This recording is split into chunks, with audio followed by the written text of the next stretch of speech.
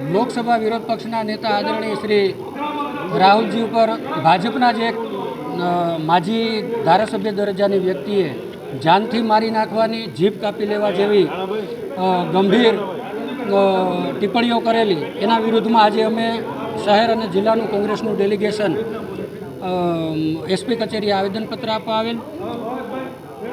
ભૂતકાળમાં પણ જ્યારે રાહુલજી ગુજરાત દોરા પર હતા ત્યારે બનાસકાંઠાના ડીસામાં પણ એક ભાજપના જ એક કાર્યકરે રાહુલજી પર પથ્થર ફેંકેલો, ત્યારે પણ કોંગ્રેસના ડેલિગેશને આવી જ રીતે વિરોધ કરી અને સરકારશ્રીને રજૂઆત કરેલ કે આના પર તમે શિક્ષાત્મક પગલાં ભરો.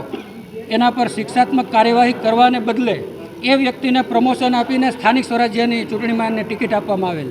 એટલે સરકાર આવા ઇસમો પર કોઈ પગલાં લે એવી અમને ભરોસો નથી. એટલા માટે આજે અમે ન્યાયના દ્વાર ખખડાવવા માટે એસપી કચેરીએ આ વ્યક્તિ પર એફઆઈઆર થાય એના માટે અમે રજૂઆત કરવા માટે આજે જિલ્લા પોલીસ વડાને આવેદનપત્ર આપવા આજે આવેલા.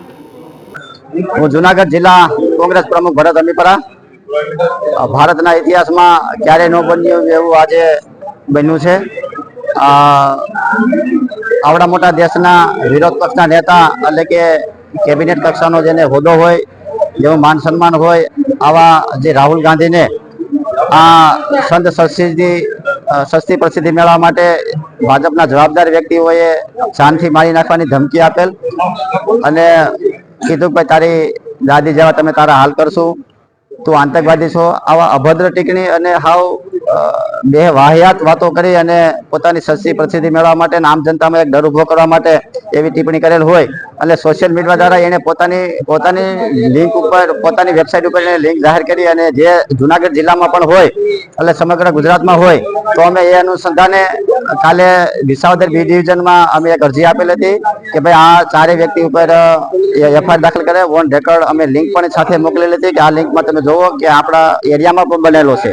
નકર શું હોય કે ભાઈ એરિયા અમારો નથી લાગુ પડતો, પણ સમગ્ર ભારતમાં આ એરિયો લાગુ પડે છે. એટલે જુનાગઢમાં પણ એફઆઈઆર દાખલ કરી અરજી આપેલ હતી, પણ છતાં કાલે એફઆઈઆર ન દાખલ થઈ એટલે અમે બધા સમગ્ર જિલ્લામાંથી ટોટલી જવાબદાર વ્યક્તિઓ સાથે મળી એટલે આજે અમે એસપી કચેરીએ આવેદનપત્ર આપ્યું કે તાત્કાલિક અમારી આ માગણી અને લાગણી હોય તો તાત્કાલિક એફઆઈઆર દાખલ કરવામાં આવે. આજ રોજ જુનાગઢ શહેર અને જિલ્લા કોંગ્રેસ ડેલિગેશન દ્વારા ગુજરાતની કેન્દ્રના વિરોધ પક્ષના નેતા, આગવું સ્થાન ધરાવનાર, સંસદીય દળના વિરોધ પક્ષના નેતા તરીકે આગવું સ્થાન ધરાવનાર શ્રી રાહુલજીનું એક જવાબદાર વ્યક્તિ અને મિનિસ્ટરે જે અપમાન કર્યું છે, વાણી વિલાસ, અભદ્ર વાણી વિલાસ કરીને તેઓને મારી નાખવાની ધમકી આપી, તેઓની જીભ કાપી નાખવામાં 1.5 લાખ રૂપિયાનું ઇનામ બહાર પાડ્યું. આવી અભદ્ર વાણી વિલાસ કાયદો વ્યવસ્થામાં ન હોય. ભાજપના રાજમાં ગુંડાગીરી અને બેહામ કાયદો ખતમ થયો હોય, કાયદાનું કોઈ સભાન ન હોય અને જવાબદાર વ્યક્તિ કે સંસદીય દળના વિરોધ પક્ષના નેતાનું અપમાન એ કોઈ પ્રજા સહન ન કરે. કાયદો અને વ્યવસ્થા જેવું કોઈ છે જ નહીં. તેની અમે દંડાત્મક અઘરામાં અઘરા પગલાં લઈને કડક સજા થાય એવા શબ્દોમાં વખોડવામાં આવે છે. જય હિન્દ, જય ભારત.